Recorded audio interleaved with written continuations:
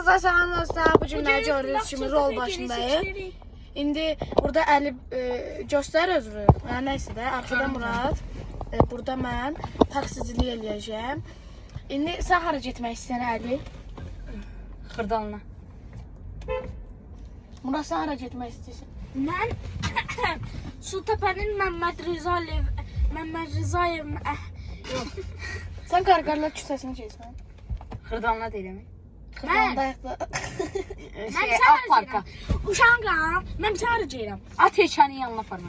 Mən Sultanənin, nəmin? Taksi.